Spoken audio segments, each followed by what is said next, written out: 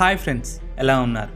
మహాభారతంలో జల్లెడేసి వెతికిన అరవీర భయంకరుడు కర్ణుడు వంటి మహావీరుడు ఎక్కడా కనిపించడు.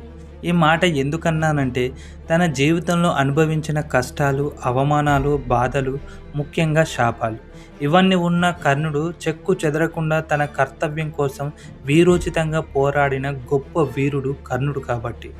అలాంటి వీరుడికి తన తమ్ముడి చేతిలో మరణం రావడం చాలా బాధాకరం. ద్వాపర యుగంలో ఇంత గొప్ప పేరుగాంచిన కర్ణుడు గత జన్మలో ఎవరు, ఏం చేసేవాడు అనే విషయాలు తెలుసుకుందాం. కంటెంట్ నచ్చితే లైక్ అండ్ సబ్స్క్రైబ్ చేయండి. త్రేతాయుగం చివరిలో డంబోద్భవుడు అనే అసురుడు ఉండేవాడు. ఇతడికి శక్తివంతుడై అమరత్వాన్ని పొందాలని బలమైన కోరిక ఉండేది. దానికోసం సూర్య భగవానునికై తపస్సు చేయడం మొదలుపెట్టాడు. అలా కొన్ని సంవత్సరాలే గడిచిపోతాయి. ఒకరోజు అసురుడి తపస్సు మెచ్చి సూర్యుడు ప్రత్యక్షమై ఏదైనా వరం కోరుకోమంటాడు.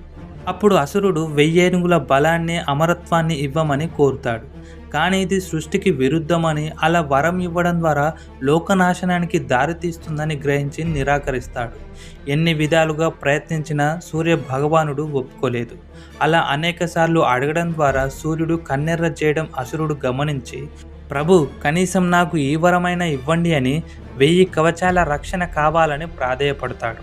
అలాగే ఎవరైతే నా కవచాన్ని ఛేదిస్తారో వారు 1000 సంవత్సరాల పాటు తపస్సు చేసి, మరో 1000 సంవత్సరాల పాటు యుద్ధం చేసి చివరికి నా కవచాన్ని విరిచేస్తే వారు అక్కడే చనిపోవాలని కోరుతాడు.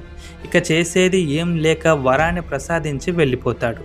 వరాన్ని పొందిన డంబోద్భవుడు కొంతకాలానికే ప్రజలను చంపడం, దేవతలను వెంటాడుతూ రాజ్యాలను, లోకాలను ఆక్రమించడం ప్రారంభిస్తాడు. ఇతన్ని అడ్డుకోవడం ఎవరి వల్ల కావడం లేదని ప్రజలు సహస్ర కవచుడు అనే పేరుతో పిలవడం జరుగుతుంది. మునులు, ఋషులు సహస్ర కవచుడి బాధలను తట్టుకోలేక శ్రీ మహావిష్ణువు దగ్గరికి వెళ్ళి ప్రాధేయపడతారు.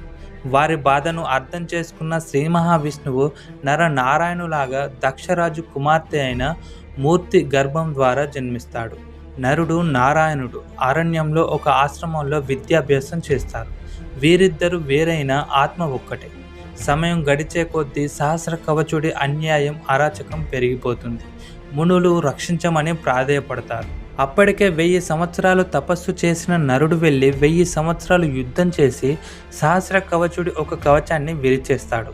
వర ప్రభావం వల్ల నరుడు చనిపోతాడు.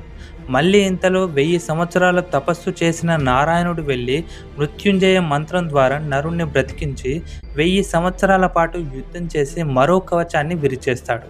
వర ప్రభావం వల్ల నారాయణుడు కూడా చనిపోతాడు. ఇంతలో 1000 సంవత్సరాలు తపస్సు చేసిన నరుడు మృత్యుంజయ మంత్రంతో నారాయణుని బ్రతికించి యుద్ధం చేస్తాడు. ఇలా ఒకరు తర్వాత ఒకరు యుద్ధం చేసి 999 కవచాలను విరిచేస్తారు. వీరిద్దరూ సామాన్యులు కాదని తెలుసుకున్న సహస్ర కవచుడు సూర్య భగవానుణ్ణి ఆశ్రయిస్తాడు.